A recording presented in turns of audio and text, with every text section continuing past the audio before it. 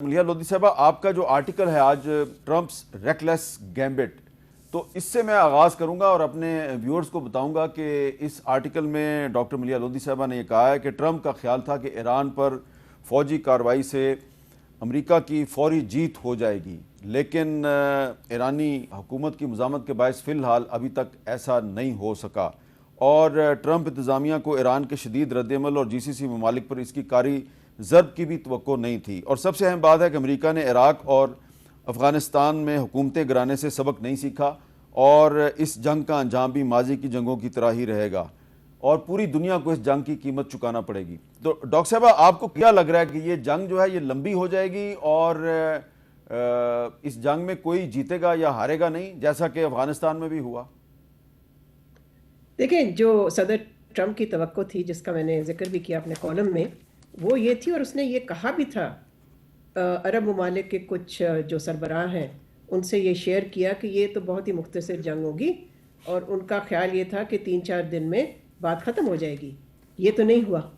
اچھا، نہ ہی ان کا کوئی اندازہ یہ تھا کہ یہ اتنی پھیلے گی جنگ، اور ایران کی طرف سے جس قسم کا رسپانس آئے گا، اسٹرانگ، افیکٹو، ٹارگیٹڈ، وہ بھی ان کی توقع سے باہر تھا۔ اور یقیناً یہ امریکہ کو صدر ٹرمپ اس طرف لے کے جا رہے ہیں کہ جو ماضی کی غلطیاں ہیں وہ دہرانے جا رہے ہیں۔ تو اب کتنی لمبی یہ جاتی ہے لڑائی، مشکل ہے کہنا، لیکن اس وقت ایران کے پاس ابھی بھی میسائل کیپیبلٹی سگنیفیکنٹ ہے۔ اور پھر یہ کہ انہوں نے ڈرونز کا بھی بہت استعمال کیا ہے، جس کو کہتے ہیں one way drones. One way drones جو ہیں ان کو انٹرسیپٹ کرنا بڑا مشکل ہوتا ہے، اور یہ تو پینٹاگن کی اپنی اسیسمنٹ ہے کہ یہ جو ڈرونز ہیں جو بہت ہی سستے بناتا ہے ایران،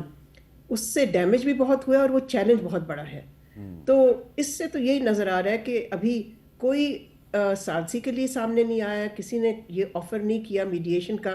شاید اس کی وجہ یہ ہے کہ کسی کو اعتبار ہی نہیں ہے۔ صدر ٹرمپ مذاکرات کر رہے ہوتے ہیں اور پھر جنگ کر دیتے ہیں ساتھ۔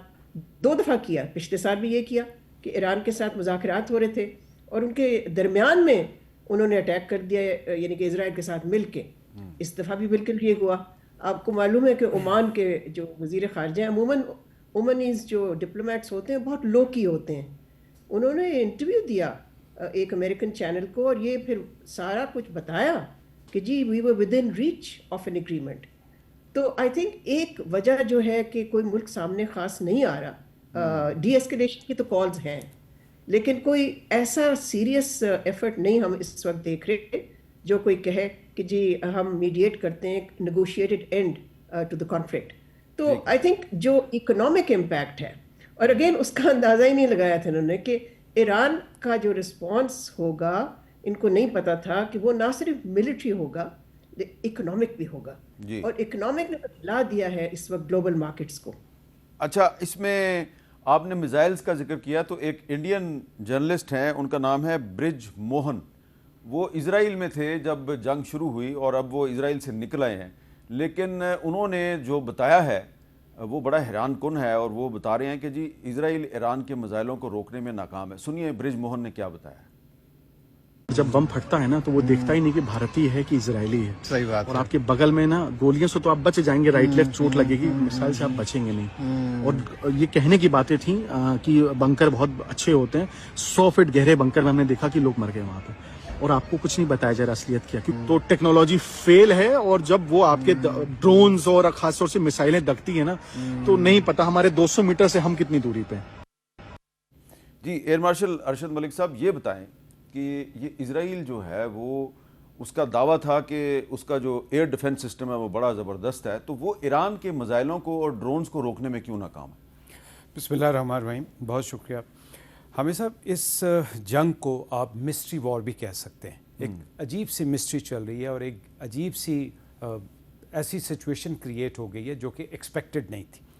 اب ڈاکٹر صاحبہ نے فرمایا اکنامک فرنٹ پہ، تو اکنامک صرف آئل سے ریلیٹڈ نہیں ہے۔ اگر آپ اس اکنامک کو آگے لے کے چلتے جاؤ تو it is a supply chain management, fertilisers, copper, you name a thing. تو یہ اکانومی جو دنیا کی ہل رہی۔ اسی طرح جب میسائل ٹیکنالوجی آئی تو ایران کے جو میسائل ٹیکنالوجی سب کو پتہ تو تھا، لیکن جس صلاحیت اور جس پلاننگ اور جس مینجمنٹ کے ساتھ انہوں نے اس کو ایگزیکیوٹ کیا ہے وہ سب کے لیے حیران کن تھا۔ اب آپ کا سوال کہ پینیٹریٹ کیسے ہوا، دیکھیے میرے خیال میں 2-3 چیزیں ہوئی ہیں۔ پہلی چیز یہ ہے کہ it is not only related to missile technology, اس کے ساتھ ساتھ انہوں نے ڈرون ٹیکنالوجی کا بھی استعمال کیا، اور پھر سیچوریشن ایک لفظ ہے جس میں آپ سیچوریٹ کر دیتے ہیں، بہت زیادہ لے آتے ہیں،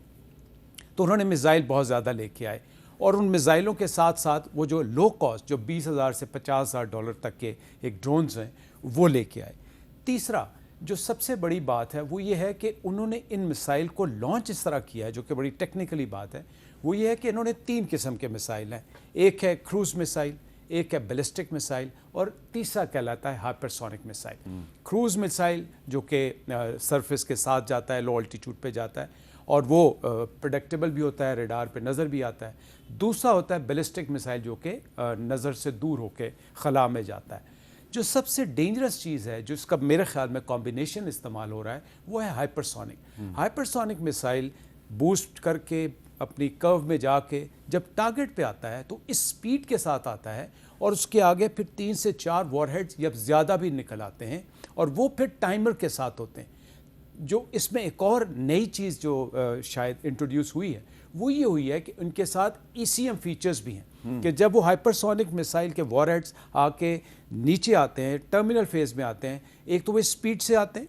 دوسرا ان کے اگر بہت زیادہ وار ہیڈ ہونے کی ضرورت بھی نہیں، تیسرا ان کو آپ ڈیفیوز نہیں کر سکتے، ان کو آپ انٹرسیپٹ نہیں کر سکتے، جیسے میں نے آپ سے کہا کہ اس کے اندر ECM فیچرز۔ تو یہ تینوں جو مسائل، تو وہ جو آئرن ڈوم کی جو متھ تھی وہ ٹوٹ گئی، ٹوٹی اس طرح ہے کہ دیکھیں یہ جو مسائل ہے نا، جو میرا اندازہ ہے کہ 1 سے 2 ملین میں میکسیمم 1 ملین سے شروع ہوتے ہیں، جبکہ جو آئرن ڈوم اور جو ان کی کاسٹ ہے وہ آپ کو پتہ ہے وہ ملینز اور بلینز آف ڈالرز میں۔ جب آپ ان کو سیچوریٹ کر دیتے ہیں تو ڈرونز نکل سکتے ہیں، ہائپرسونک مسائل نکل سکتا ہے، کروز مسائل نکل سکتا ہے، اور جیسے یہ آپ نے ٹی وی رپورٹ پہ دیکھا پھر وہ ایسا ہیوک کریٹ کرتا ہے کہ آپ کے لیے ایک عجیب سی سچویشن ہو جاتی ہے۔ اچھا اب وائس ایڈمرل سلیم صاحب یہ بتائیے کہ یہ ٹرمپ صاحب کہہ رہے ہیں اور بہت سے جو US گورنمنٹ کے ڈیفنس ایکسپرٹ ہیں، آفیشلز ہیں، وہ کہہ رہے ہیں جی ایران کی نیوی کو تو ہم نے ختم کر دیا ہے، تو کیا واقعی ایران کی نیوی ختم ہو گئی ہے؟ اور اگر نیوی ختم ہو گئی ہے اور ایئر فورس بھی ان کی اتنی مضبوط نہیں ہے تو ایران اتنی جنگ کتنا عرصہ لڑے گا؟ جی حامد میر صاحب، بہت شکریہ آپ کا اپنے پروگرام میں بلانے کے لیے۔ یہ بڑا انٹرسٹنگ سوال ہے کہ اس کی اگر ایئر فورس بھی نہیں ہے اور نیوی بھی ختم ہوگی جیسے وہ کلیم کر رہے ہیں تو پھر وہ کیسے کنٹینیو کرے گا؟ پہلے میں نیوی کے اوپر پہلے تھوڑا سا بات کر لیتے ہیں۔ ان کی نیوی 2 طرح کی نیوی ہے، جس طریقے سے ان کی ایک نارمل کنونشنل نیوی ہے اور دوسری ان کی پاسداران انقلاب کی نیوی ہے۔ جو ابھی تک کی جو رپورٹس آئی ہیں، جو امریکہ نے بھی جو کلیم کیا ہے وہ یہ ہے کہ وہ 40 سے زیادہ ان کے جہاز ڈبو چکا ہے، اور وہ 40 سے زیادہ جو جہاز ہیں وہ عام طور پہ جو سمجھ یہ آ رہی ہے کہ وہ کنونشنل نیوی کے جہاز ہیں، کیونکہ پاسداران انقلاب کے پاس جو ایسٹس ہیں، نیول ایسٹس، وہ اتنے بڑے جہاز نہیں ہیں۔ ان کے پاس چھوٹی تیز رفتار بوٹس ہیں جن کو کہ وہ اپنی ٹیکٹکس استعمال کرتے ہوئے استعمال کر رہا ہے۔ اور اس ضمن میں آئی تھنک یہ بڑا ضروری ہے سمجھنا کہ جو ایران کی جغرافی اور محل وقوع ہے وہ اس کو بہت مدد دیتا ہے ایک پرولونگڈ ایسیمیٹرک وارفیئر کو کنٹینیو کرنے کے لیے۔ اس کانٹیکس میں سمجھتا ہوں کہ اگر اس کی یہ نیوی جو کنونشنل نیوی ہے وہ ختم بھی ہو گئی ہے یا کافی حد تک ڈیگریڈ ہو چکی ہے، تو جو اس کی پاسداران انقلاب کی نیوی ہے اور اس کے علاوہ جو اس کے پاس ایسٹس ہیں جو کہ عربین گلف کے اندر اس نے اسپریڈ اکراس کیے ہوئے ہیں آل along اٹس کوسٹ، اور جو آف کوسٹ بھی اس کے پاس کچھ ایسٹس ہیں، وہ اس کو یہ اس قابل بنا دیتے ہیں کہ وہ کافی حد تک جو عربین گلف ہے اس کے اندر بھی جو اس بحری جہازوں کی جو موومنٹس ہیں ان کو وہ انفلوئنس کر سکے، ان کے اوپر اثر انداز ہو سکے، بلکہ جو آبنائے ہرمز ہے جو کہ ایک چوک پوائنٹ ہے جہاں سے کہ ٹریڈ نے